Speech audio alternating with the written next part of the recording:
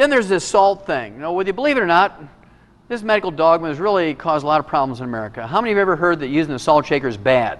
You're going to get hypertension, right? You're going to get heart disease and stroke. What's the first thing a good farmer puts out for his livestock? A salt block or a salt lick, isn't it? There's nobody out in the pasture telling a cow she's limited to 1 lick a day. I refuse to believe that my human patients are dumber than a cow. Say, look, go ahead and pick up a salt shaker and you're going to see that lightning won't strike you. You can go ahead and salt your food to taste, you can salt your body, nothing bad is going to happen. And 98% of my patients love it. They bring me hundreds of new patients every month who want to use salt and not feel guilty about it. And 2% of the bean counters, they say, now Wallach, we love you and respect you. We have this high-priced cardiologist that says you're flying in the face of all the weight of medical evidence. You can't tell people that they can use a salt shaker because you're going to kill them with high blood pressure and heart disease and stroke.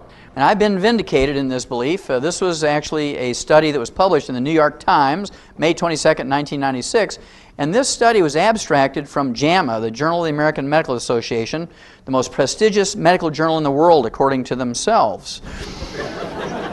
Now, in this particular journal, a Dr. Alexander Gordon Logan, who's an epidemiologist and cardiologist on the teaching staff of the medical school at the University of Toronto up in Canada, and he took 56 existing studies on hypertension or high blood pressure and restriction of salt, combined the data from these 56 studies, which included 3,505 people. He threw away all the conclusions and reevaluated the larger group. And what he found out was this: if you have normal blood pressure and you restrict salt, it will not prevent you from getting heart disease or high blood pressure. If you have hypertension or high blood pressure and you restrict salt, 97% of those with high blood pressure or hypertension who restrict salt will not get any measurable benefit. 97% will not get any measurable benefit. 0. 2 to 5% get measurable benefit, but it's not significant. They're only able to reduce their blood pressure by 3.7 millimeters of mercury. So here's what Dr. Alexander Gordon Logan said in JAMA, May 22nd, 1996. He said, you might as well go ahead and salt your food to taste. It's a meaningless exercise. Don't get paranoid about salt. It has nothing to do with blood pressure problems. There has never been one single iota of proof that restricting salt has any benefit. It's just one of those medical myths, he called it, but I'm going to call it a medical caca. Now, if it's not salt, what causes high blood pressure?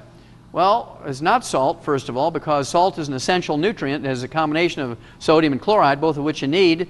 And according to the American Heart Association, the minimum daily requirement for a 150-pound person for salt each day is a heaping teaspoon, 6 to 9 grams of salt a day. Now, the Japanese who live longer than we do, the Japanese who live 4.1 years longer than we do and have half the cancer rate, they eat 12 grams of salt a day. They eat 3 times the salt we do. And they live 4 years longer, have half the cardiovascular disease rate, and half the cancer rate we do, and yet they eat 3 times as much salt as we do. So you're beginning to put the puzzle together that doctors really don't know what they're talking about. That's why dead doctors don't lie. Well, if it's not the salt, and if it's not genetic, what is it? Well, it's actually just a simple mineral deficiency.